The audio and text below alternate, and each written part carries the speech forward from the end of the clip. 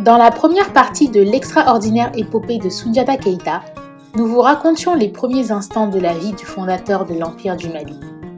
Aujourd'hui, dans ce nouvel épisode de Traversée littéraire du Mali, Tounka prolonge la magie et reprend l'histoire à partir de l'exil de Soundiata Keïta. Que lui réserve le destin? Bonjour à tous et bienvenue sur Tounka. Vous écoutez Traversée littéraire du Mali par Adaï Fofana.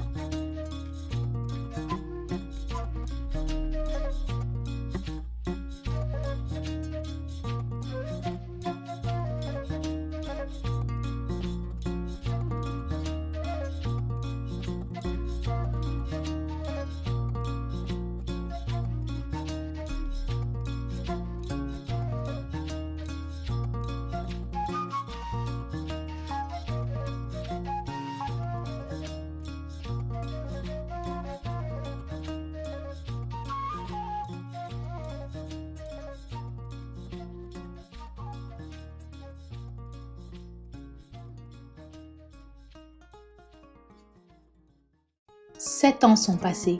7 ans durant lesquels Soundiata a grandi pour devenir un homme au corps vigoureux et à l'esprit sage, tandis que le poids de l'âge se faisait de plus en plus sentir sur sa mère, Sogolon. Parti de Niani, Sogolon et ses enfants errèrent de royaume en royaume. Ils passèrent 2 mois chez le roi Mansan Konkon, un grand sorcier qui tenta de tuer Soundiata après avoir reçu de l'or de Sassouma Berete elle-même pour tuer l'enfant prodige. Échec. Il chassa alors Soundiata et sa famille. La tribu reprit alors le chemin de l'exil. Ils arrivèrent chez le roi de Tabon, dans le pays qu'on appelle aujourd'hui le Fouta Djallon, une région qui était alors habitée par les Kamara forgerons et les Djallonké. Le roi de Tabon, qui ne voulait pas être en conflit avec Niani, conseilla à Sogolon de partir loin de sa cour, dans celle du Ouagadou. Ça ne vous rappelle pas quelque chose? Oui, la légende de Siayata Baré et du Ouagadou Bida. Qui sait, nous vous la raconterons peut-être un jour. Les exilés reprirent alors le chemin. Sur la route, les marchands mirent les princes au courant des événements qui avaient eu lieu ces derniers temps. Soundiata apprit que Soumaoro Kanté, le roi chez qui son griot Bala Faseke était parti en ambassade, était le roi le plus riche et le plus puissant, mais aussi un homme d'une très grande cruauté. Le palais du roi de Ouagadou était une construction imposante. C'est son frère qui accueillit les étrangers. Il leur offrit l'hospitalité avec beaucoup d'amabilité. Soundiata présenta sa famille au roi. Lui, son frère, la plus jeune de ses sœurs, Djamarou, et l'autre, Sogolon Kolankan. Les étrangers furent particulièrement bien traités dans la cour du roi Cissé du Ouagadou. Mais Sogolon tomba malade. Le roi lui proposa alors de se rendre à Mema, dans la cour de son cousin Tunkara, pour qu'elle recouvre la santé. Sur la route, Soundiata posa beaucoup de questions au caravanier. On lui parla encore de Soumaoro Kanté, le roi sorcier qui terrorisait les marchands selon son humeur. L'air de Mema fit beaucoup de bien à Sogolon. Le roi forma Soundiata aux armes et en fit un grand guerrier. Au bout de 3 ans, il nomma Soundiata comme vice-roi. Ce dernier avait maintenant 18 ans. Il était désormais un homme. Sogolon savait que l'heure était arrivée. Elle lui dit « Ne te fais pas d'illusions. Ton destin n'est pas ici. Ton destin est au Mandé. Le moment est arrivé. Moi, j'ai fini ma tâche. C'est la tienne qui va commencer, mon fils. Mais il faut savoir attendre. Chaque chose en son temps. » De l'autre côté, pendant que le fils de Sogolon faisait ses premières armes, le Mandé était tombé sous la domination d'un nouveau maître, Soumaoro Kanté. Il était un grand sorcier et la puissance de ses fétiches était terrible. Les autres rois tremblaient devant lui. Le roi intouchable, disait-on. Lorsque Bala Faseke était arrivé auprès de lui, il menaça de détruire Niani si Dankarantouman ne faisait pas sa soumission. Effrayé, ce dernier céda et il envoya au roi de Sosso sa sœur. Je veux vous entendre dire son nom. Comment s'appelait-elle? Nana Triban. Un jour, profitant de l'absence du roi, Bala Faseke s'introduisit dans la chambre la plus secrète du palais, là où Soumaoro Kanté gardait ses fétiches. Tête de mort, peau humaine et autres éléments macabres étaient installés dans la pièce. ainsi qu'un balafon pas comme les autres, dont seul le roi se servait pour chanter ses propres louanges. Sumaoro Kanté, qui n'était pas loin de la ville, se précipita au palais et trouva Bala Faseke dans sa chambre. Pour calmer sa colère, le griot chanta un air pour le flatter. Cela l'adoucit. Il lui dit alors qu'il est doux de s'entendre chanter par quelqu'un d'autre. Bala Faseke, tu ne retourneras plus jamais au Mandé, car tu es, à partir d'aujourd'hui, mon griot. Ainsi, Bala Faseke fut de nouveau accaparé par une autre personne. Il était maintenant le griot du roi de Soso. La guerre devenait inévitable entre Sundiata et Sumaoro.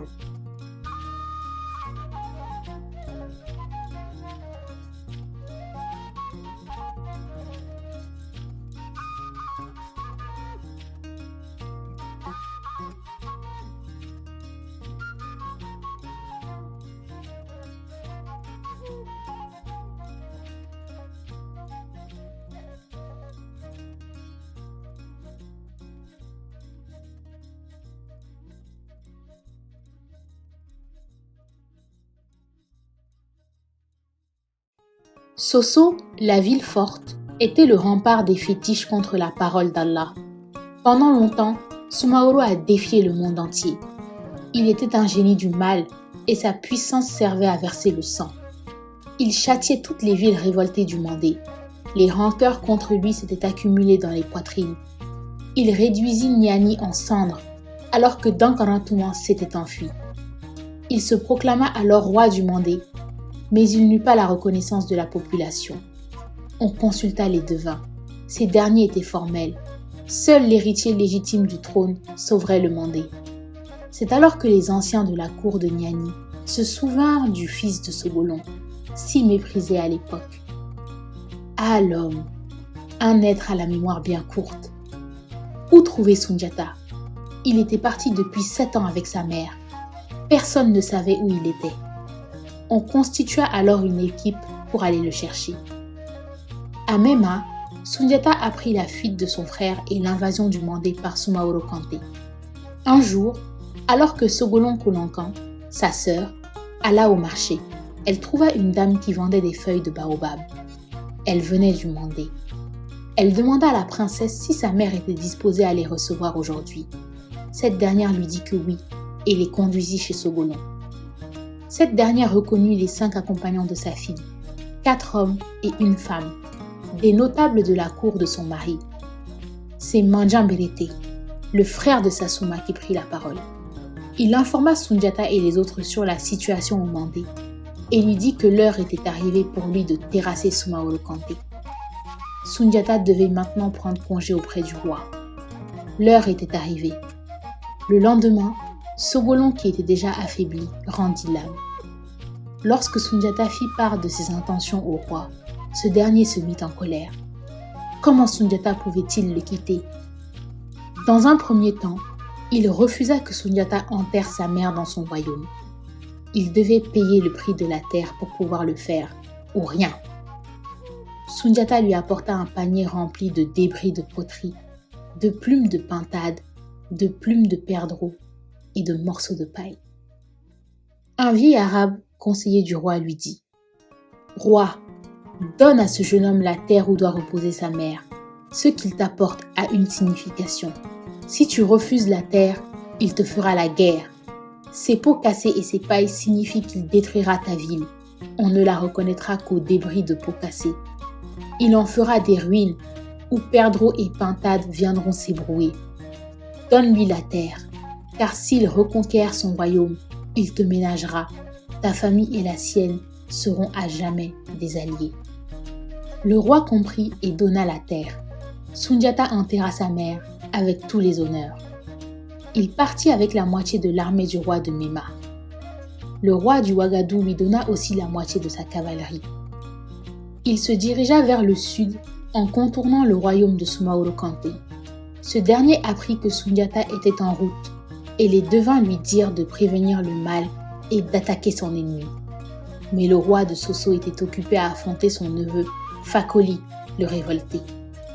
Sumaoro envoya son fils Soso Bala pour barrer la route de Tabon à Sundiata. Ce dernier fut intraitable. Il prit ses ennemis de court et les extermina. Il ne restait plus que lui et ses hommes dans la vallée. Soso Bala avait fui. La nouvelle de la bataille de Tabon se répandit dans les plaines du Mandé. Quand Soso Bala revint avec ce qu'il avait pu sauver à Tabon, il dit à son père « Père, il est pire qu'un lion. Rien ne peut s'opposer à lui. »« Tais-toi, fils de malheur !» avait dit Sumaoro. « Tu trembles devant un garçon de ton âge. » Cependant, les paroles de Bala impressionnèrent beaucoup son père. Il décida de marcher sur Tabon avec le plus gros de ses forces. Sundiata avait déjà préparé ses plans, battre le roi sorcier, détruire Soso et rentrer triomphalement à Miani. Sumaoro vint au devant de Sundiata. La rencontre eut lieu à Negeboria, dans le Bouré. Sumaoro pensait attirer l'enfant lion dans la plaine, mais Sundiata ne lui fit pas ce plaisir. Obligé de livrer bataille, il disposa ses hommes dans la vallée. Sumaoro s'était placé sur une des collines qui dominaient la vallée. Comme étranger à la bataille, il regardait les affrontements du haut de la colline. Sundiata avait tout prévu. Son armée combattit les soldats de Soso pour se frayer un passage jusqu'à Sumaoro. Ce dernier était désormais à portée de lance. 1, 2, 3, Sundiata fit cabrer son cheval et lança son arme. Elle partit en sifflant et la lance rebondit sur la poitrine de Sumaoro comme sur un roc et tomba.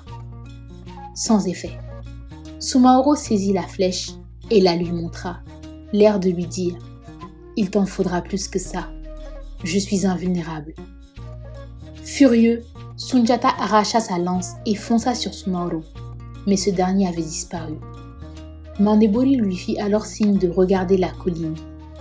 On pouvait y voir Sumaoro dressé sur son cheval, à robe noire. Il disparut. Comment vaincre un homme capable de disparaître et de réapparaître? Sundiata était bien trop sûr de lui. « Jeune homme, croyais-tu battre le roi sorcier, le grand Sumaoro Kanté, avec une flèche ?» La bataille de Negeboria lui avait montré que pour vaincre le roi de Soso, il fallait autre chose que des armes. Le soir survint l'attaque surprise de Kankini. Cette dernière tourna mal pour Sumaoro et eut pour effet d'accroître la colère de Sundiata. Sumaoro regagna Soso pour refaire ses forces et Sundiata recruta des hommes dans tous les villages. Tous les rois révoltés s'étaient réunis à Sibi sous les ordres de Kamanjan, un ami de Sundiata devenu roi de Sibi. Sundiata et sa puissante armée s'arrêtèrent quelques jours à Sibi. La route du Mandingue était libre, mais Sumaoro n'était pas vaincu. Le roi de Soso avait levé une puissante armée. Ses hommes se comptaient par milliers. Il avait levé des contingents dans tous les pays qu'il contrôlait et s'apprêtait à fondre à nouveau sur le Mandé. Sundiata avait lui aussi suffisamment d'hommes, mais ici, il n'était pas question de moyens humains. Il fallait contourner la puissance magique du roi de Soso. Il consulta les devins. Sur leur conseil, Sundiata devait immoler 100 taureaux blancs, 100 béliers blancs et 100 coqs blancs. C'est au milieu de ces hécatombes qu'on vint annoncer à Sundiata que sa sœur Nana Triban et Bala Faseke avaient pu s'échapper de Soso. Ils étaient désormais là. Après les sacrifices, Sundiata demanda aux fugitifs de raconter leur fuite. Nana Triban était heureuse de voir Sundiata. Elle ne l'avait jamais détesté. Elle lui fit des révélations. Elle lui raconta comment elle avait été forcée d'épouser Sumaoro Kanté, sa tristesse du début. Puis, elle lui expliqua comment elle était devenue son épouse préférée, sa confidente, feignant de haïr son frère, flattant son propre mari, afin de découvrir son secret. Une nuit, elle lui dit « Dis-moi, ô toi que les rois nomment en tremblant, dis-moi, Sumaoro, es-tu un homme comme les autres? Es-tu l'égal des génies qui protègent les humains? Nul ne peut soutenir l'éclat de tes yeux, ton bras a la force de 10 bras.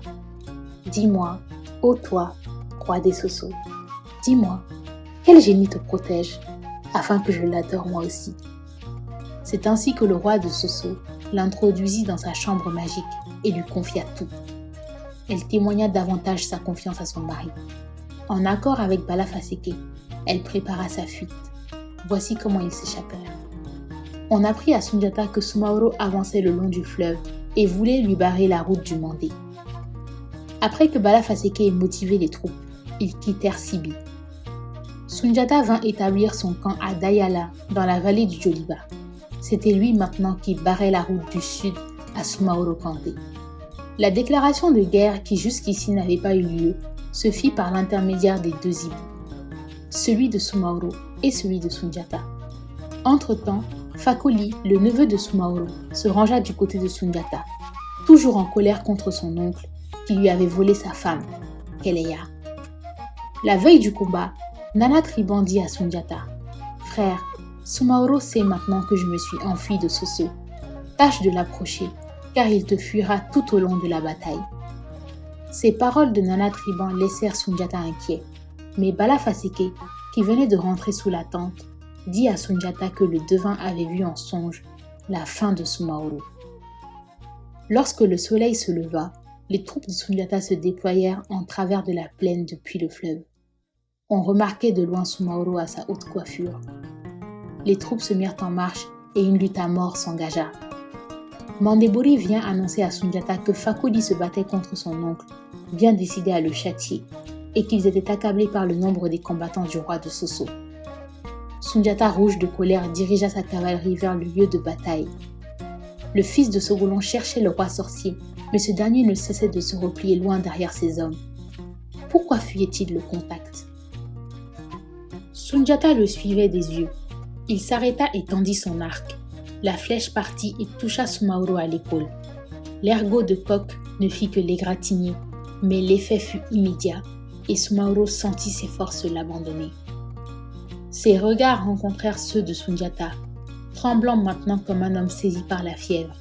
Le vaincu leva les yeux vers le ciel, vit passer au-dessus de la mêlée un grand oiseau noir et il comprit. C'était l'oiseau du malheur. Soumaoro Kanté poussa un grand cri et s'enfuit. Les Soso firent de même. Sundiata se lança à la poursuite de son ennemi et de ses quelques compagnons. Ils galopèrent toute la nuit. Sundiata trouvait difficilement leurs traces. Il était en compagnie de Fakoli. Il apprit que Soumaoro allait vers Koulikoro. Il se mit en route. Les chevaux étaient fatigués. Ils se reposèrent puis reprirent leur course. Arrivés au sommet des collines, ils aperçurent deux cavaliers au fond de la vallée qui se dirigeaient vers la montagne. « Les voilà !» cria Sundiata. La nuit tombait et la course se poursuivait. Les fugitifs étaient à portée de lance. Sundiata leur cria: « Arrêtez-vous! Arrêtez-vous !» Comme Sundiata, Fakoli voulait prendre Soumaoro vivant. L'époux de Keleya fit un crochet et déborda Soumaoro à droite. Il fit faire un bond à son cheval. Il allait mettre la main sur son oncle, mais celui-ci lui échappa par un brusque détour. Dans son élan, Fakoli buta sur Bala et tous deux roulèrent à terre. Fakoli se releva et saisit son cousin, tandis que Sundiata, lançant sa pique de toutes ses forces, fit s'écrouler le cheval de Soumaoro. Le vieux roi se releva et la course à pied commença. Soumaoro était un vigoureux vieillard. Il escaladait la montagne avec beaucoup d'agilité. Sundiata ne voulait ni le blesser, ni le tuer. Il voulait le prendre vif. Le soleil venait de disparaître complètement. Par deux fois, le roi de Soso échappa à Sundiata. Soumaoro, arrivé au sommet de Koulikoro, dévala la pente suivie par son ennemi. À droite, il vit la grotte béante de Koulikoro et sans hésiter, il entra dans la grotte noire. Sundiata s'arrêta devant la grotte. À ce moment, arriva Fakoli. Il venait de lier les mains à Soso Bala, son cousin. « Là !» fit Sundiata. « Il est entré dans la grotte. »« Mais elle communique avec le fleuve, » dit Fakoli. Sundiata fit garder le fleuve et la montagne par ses hommes. La victoire de Kirina fut éclatante. Soso était à Sundiata et à son armée. Il s'empara de la ville et du palais du roi. Il entra en compagnie de Bala Faseke qui connaissait les lieux dans les moindres recoins. Quand ce dernier ouvrit la chambre magique, celle-ci avait changé d'aspect depuis que le roi avait été touché par la flèche fatale. Sundiata détruisit la ville après avoir capturé ses hommes et ses femmes. Soso fut rasé et la ville disparut. Sundiata avait gagné.